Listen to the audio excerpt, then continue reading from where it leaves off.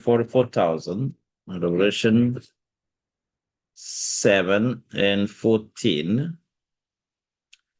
But much more, there are some indicators that are going to help us to see that it's going to be the last generation of a living on earth. Revelation 14, verse 4 reads, "These are they which were not defiled with women, for they are virgin. These are they which follow the Lamb whatsoever he goeth. These were redeemed from among men, being the first fruit unto God and to the Lamb."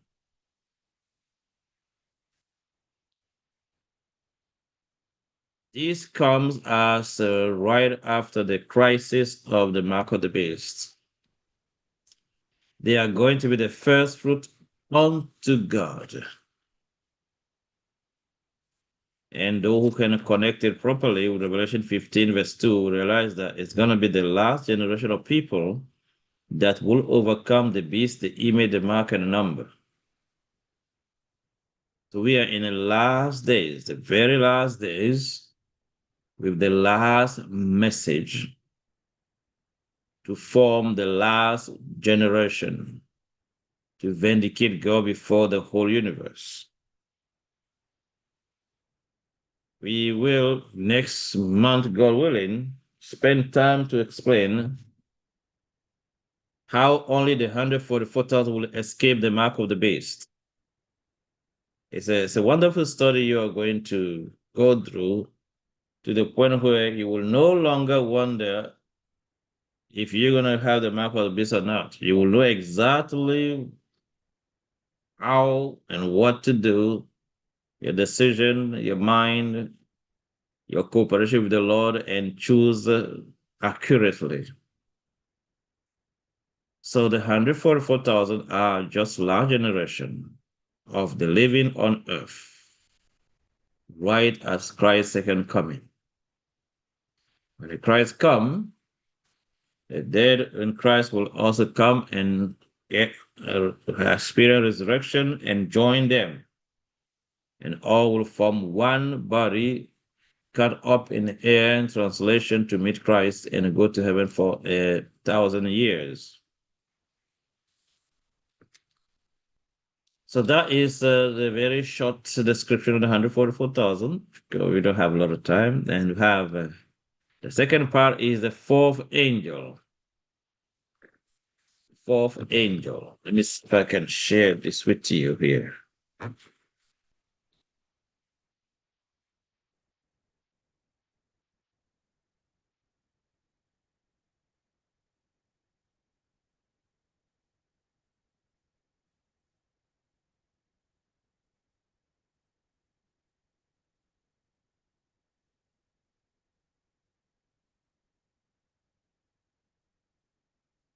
Okay, these are three angel messages, right? From Revelation 14, verse 6 to 12. When we look at verse 9, it says, "And the third angel followed them. And the third angel followed them, saying with a loud voice, If any man worship the beast and his image and receive his mark in his forehead or in his hand." So it says the third angel. Now, look at verse 6. It did not say first angel. In verse 6, it doesn't say first angel. Verse 8 did not say second angel. So how do we know that in verse 8 we have second angel? And in verse 6, first angel. It is from verse 9. Okay? So the angel, okay, before the third should be obviously the second angel, right? And the angel before the first should be the angel before the second should be the first. By the same analogy, The angel after the third angel should be the fourth. So you're not going to read anywhere the word fourth angel like that. But we are saying it based on the same analogy. There's a sermon online where Pastor Ted Wilson was talking about the fourth angel, Revelation 18, verse 1. You can look it up. It just lets you see that it's Adventist language, even though it's not very popular. So it's not any strange ministry at all. It's not offshoot ministry. No, it's pure Adventist self-supporting ministry. Okay. And we preach for many Adventist churches around. Actually, this coming Sabbath, I will be at I think Baraka in Queens. I will be preaching there for the whole day, and evening have a meeting over there as well. So we preach for a lot of churches around here. Okay, last year the conference have now Easter conference have what? The health day at Bethesda Church, and I was there as well to give a message. I've been all over churches. We are up to Dunamis, Bethesda, Nyack, and more. Oh, okay, you can play that. That's wonderful. Go ahead, please. Thank you All right, so go ahead, much. sister. Mission. The Lord has been leading his people and is about to accomplish his final work through them to proclaim the three angels' messages of Revelation 14 and the fourth angel of Revelation 18, calling people to come out of confusion and into full. Anyone hear that? All right. Oh, thank you very much, sister. That one you are beyond expectation. Thank you so much. Yeah, that is Sister Rhonda. Always will do better than you expect. Always. Thank you again. So everybody here, that's Pastor Ted Wilson, the exiting president of the General Conference, specifically mentioned the three angel Revelation 14 and the fourth angel Revelation 18, verse 1. See? So it's a very, very Adventist terminology, even though it's not very popular. Okay? Think again, sister. You make it very easy for me. All right. So that is easily the meaning of the fourth angel. Now we're going to talk about movement. Movement. Why it is a movement? When you read the book of Great Controversy, chapter 38, I was reading Great Controversy in 2000, I think 11. Actually, reading all these books because I was literally learning everything over. And I stumbled on this chapter with some kind of amazement to see how God described accurately how the last work should be. So no one, please give me a few minutes before we answer question if you don't mind. So God described the end time work accurately. So when you look at the Great Controversy, chapter 38, the title is The Final Warning. Final Warning. And guess what is the reference, the Bible reference you put at the very beginning? Revelation 18, verse 1 to 4. I was like, what? Let me read this thing right properly. And when I read it, I was shocked that God described clearly, very clearly, how the end time ministry should be in Adventism and for the whole world. Pure, clear description. Let me see if I can share some with you so far right here.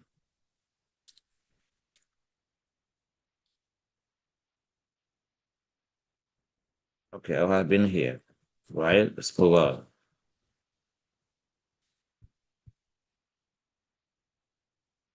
This is Revelation 18, verse 1 to 4. So Revelation 18, verse 1 read, And after these things, I saw another angel come down from heaven, having a great power, and the earth was lightened with his glory.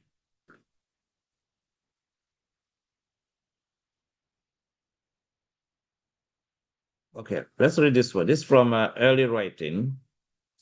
It said, I saw angels hurrying to and fro in heaven, descending to earth and again ascending to heaven, preparing for the fulfillment of some important event.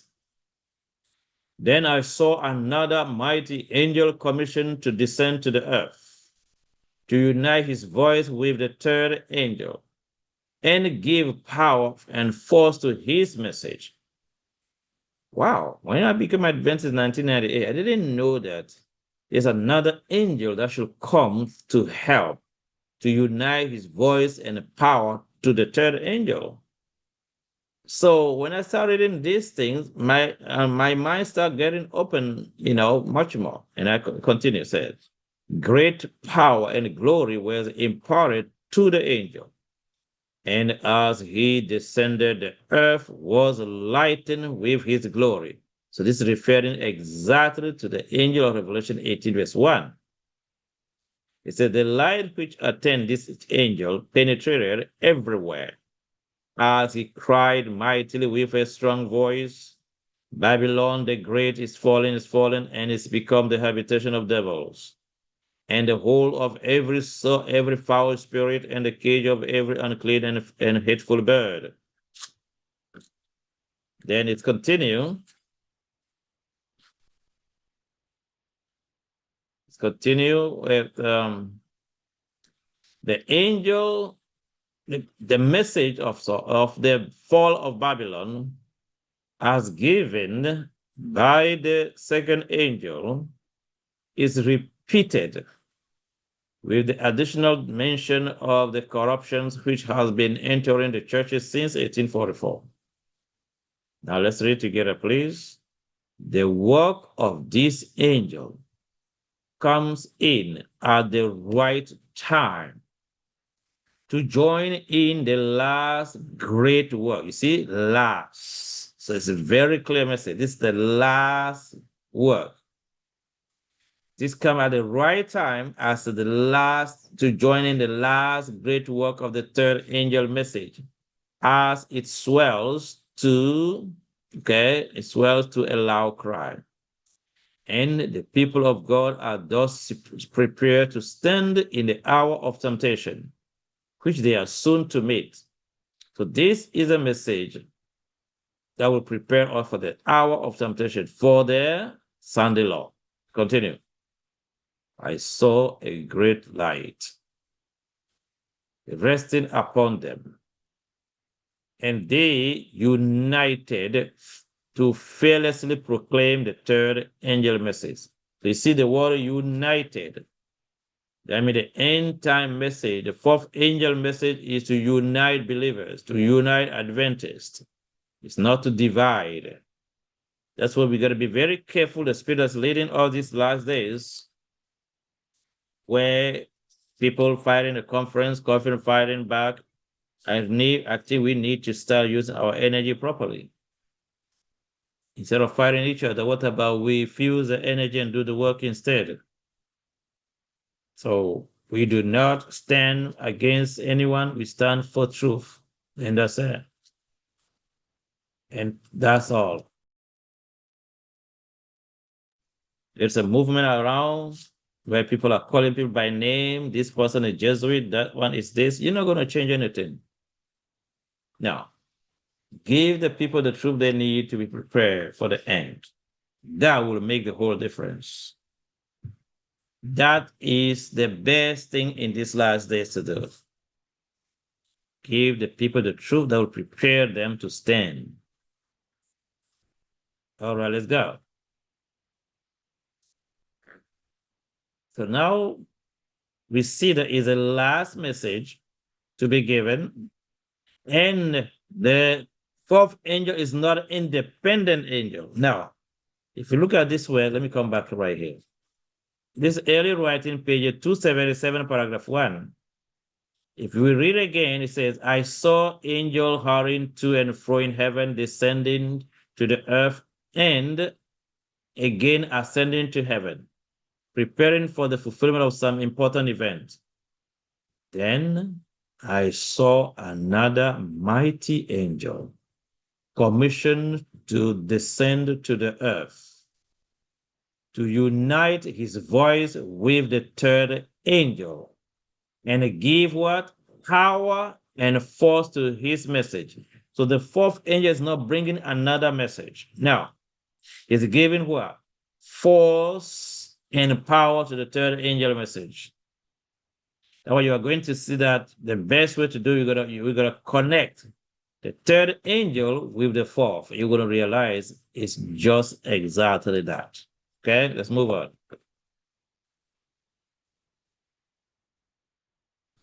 So you want to explain much more, Revelation 18, guess what? Christ is the brightness of the glory of God. And when you go to Exodus 34, verse 6 and 7, it lets us know that the glory of God is divine character. And Christ came to reveal that Christ is the very brightness of his glory and the express image of his person. The selfless character of Christ is a full revelation of that angel. That's why he's a righteousness by faith. Now, someone can emphasize and connect it to 1888. Everyone, let's read this quotation carefully. Everyone, okay? So we are to throw aside all our narrow, selfish plans, remembering that we have a work of the largest magnitude and the highest importance. In doing this work, we are sounding the first, the second, and the third angel messages, and are thus being prepared for the coming of that other angel from heaven. You see? Who is to lighten the earth with his glory. This is profound. Let me read it again. It says, I'm going to read from the second sentence.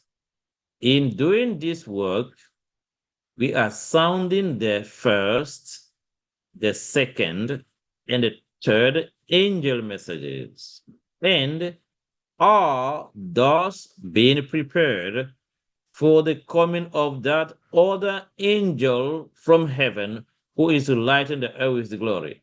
So the first, the second, third angels' messages should not just stop there. It was purposed by God to prepare us for the coming of the other angel from Revelation 18, verse 1. Everybody see it? Now, majority of Adventists stop at the three angels. Majority. Three angels, Revelation 8, Revelation 14, verse 6 to 12, and the said. It is saying very clearly, the three angels are to prepare us for the fourth one. That means we are behind. We gotta catch up very quickly. This is from Testimony, Volume 6. So you can see 60. That's Testimony, Volume 6, page 406, paragraph 5. So the three angels will not finish the work by themselves. No. Everybody get it? The three angels will not finish the work by themselves. You're going to need the fourth one to unite his force and glory and power to it. If you want to have much detail, go to Great Contributors, chapter 38, final warning. She described in detail how things should be. So now let's read where the movement is coming from. I'm going to read from the chapter 38. Let me read paragraph 1 to paragraph 1. Page 604, paragraph 1, okay?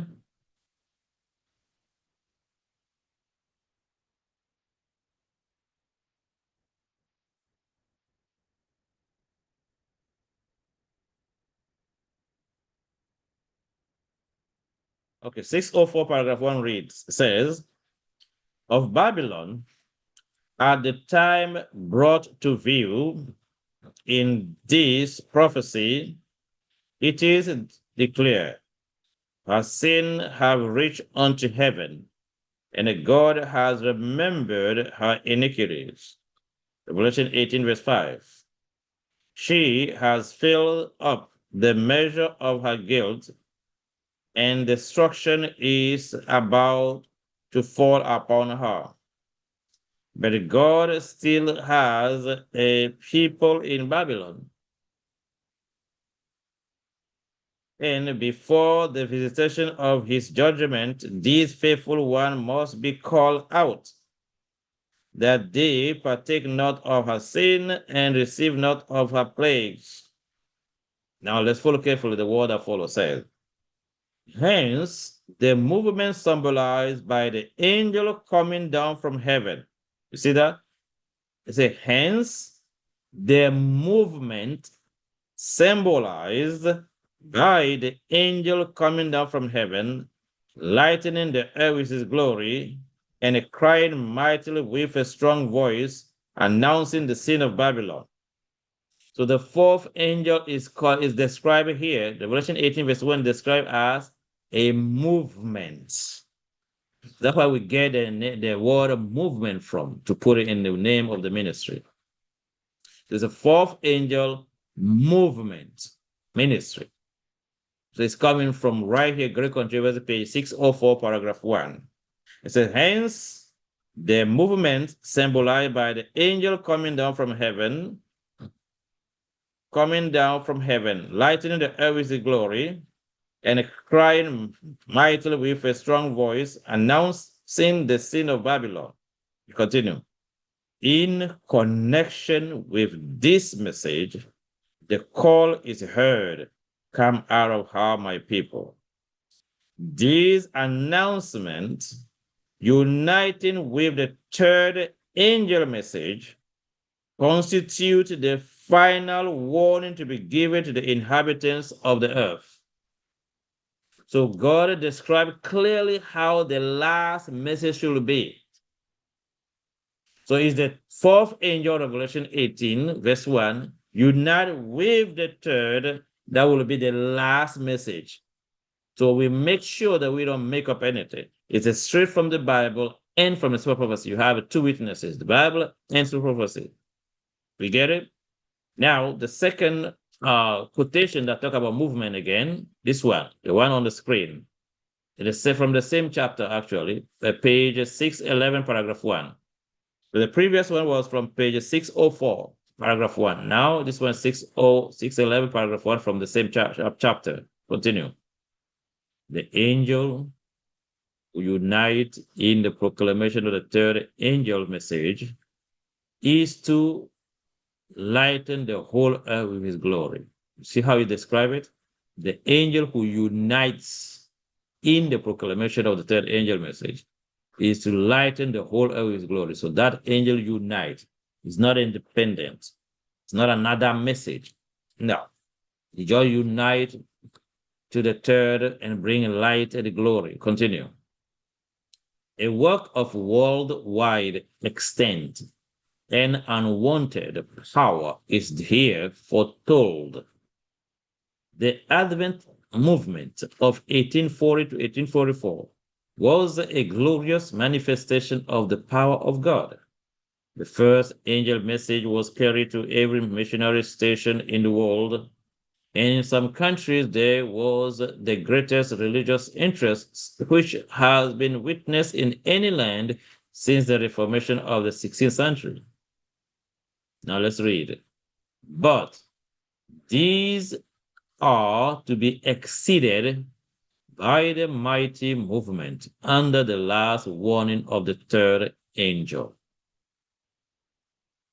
The mighty movement. So what happened from 1840 to 1844 under the Millerite movement? It is saying that for the last work will be what? Much mightier. It will exceed by a mighty movement. So we're going to see that they're going to have a big movement within Adventism. where the fourth angel message will be preached, and the people will stand up for it, and they will stand to preach the third angel message with light and the glory. And the glory is character, selfless character. So we are not going to just preach the message, we're going to preach the message with the faith of Jesus. Exactly the way God gave it to us in 1888 through Wagner and A.T. Jones. That is a message.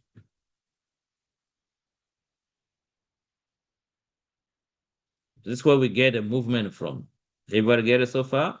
So the 144,000 based on Revelation 7 and 14, fourth angel based on Revelation 18 verse 1, movement based on Great Controversy, page 604, paragraph 1, and page 611, paragraph 1, ministries. So welcome to the fourth angel movement ministries. Now, in the same line, God revealed to Sister White that the last message needs to be preached with the right arm of the gospel, the health message. So we are following that, and we ask God for strength that we will obey fully to it. So based on that injunction, and when you read Testimony, volume 7, page 62, paragraph 1, it says that every Adventist, not some, every Adventist should be medical missionary. You see that? And somewhere else it says that the health message is the right arm to the gospel. So we have the last message, and God wants the last message to be preached using what? The right arm to open doors to the heart. So that's the reason why the ministry emphasizes on medical missionary training every year. Every year. So that is basically the very short version, very short description of the ministry. And that's what we do. We preach the gospel and train medical missionaries.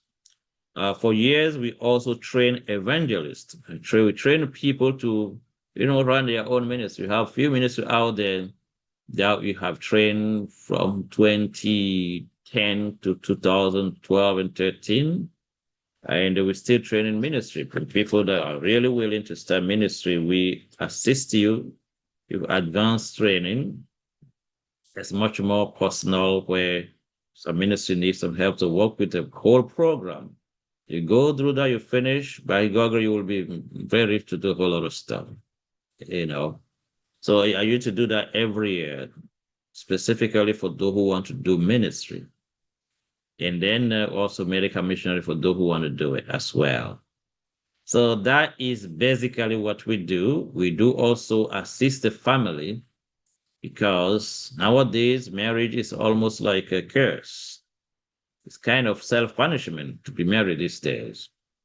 And both husband and wife are unhappy, but they prefer fighting each other instead of going to God for solution, unfortunately. So it's becoming a serious matter these days, very serious matter. So we spend time also for emotional healing, helping people to restore their marriage life, helping the single people to rejoice and enjoy fully their privilege to be single. Yep, nowadays it's a great privilege to be single. Don't run into something you are not sure about. No, otherwise it can be a death sentence in slow motion.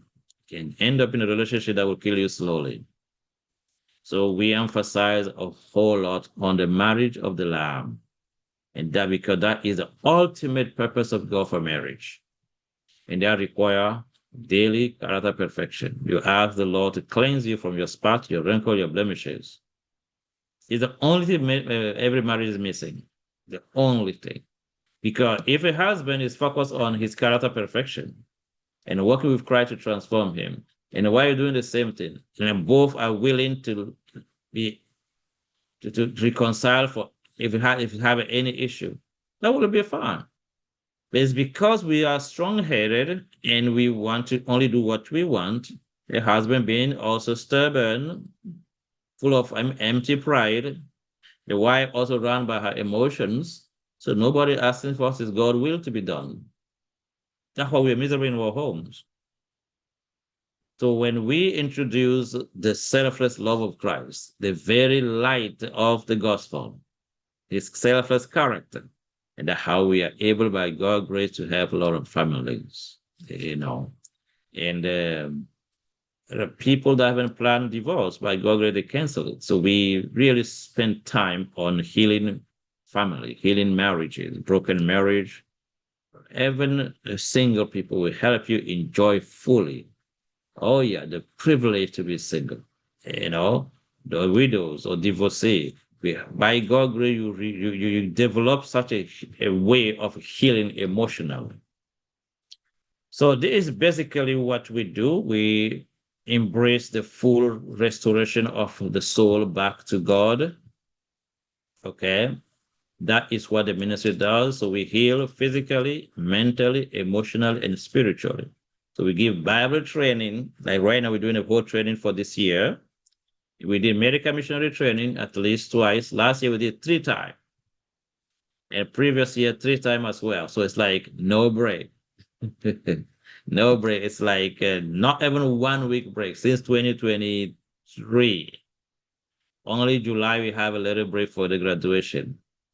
So we thank God for the strength and his support. And especially I thank God and praise God every day for the work of Sister Rhonda. She's very dedicated. Pray for her. And if you need help, you ask for help. At the same time, give her the chance to get to you because you need to satisfy many people at the same time. So I personally beg for your patience that she will surely get to you. If she did not get to you, patiently reach out to her again, please. It's a lot of work than you think. Okay. And thank God for her, Sister Rhonda. God bless you again and again and again and again and again and again. All right. Thank you very, very much. So that is basically what we do.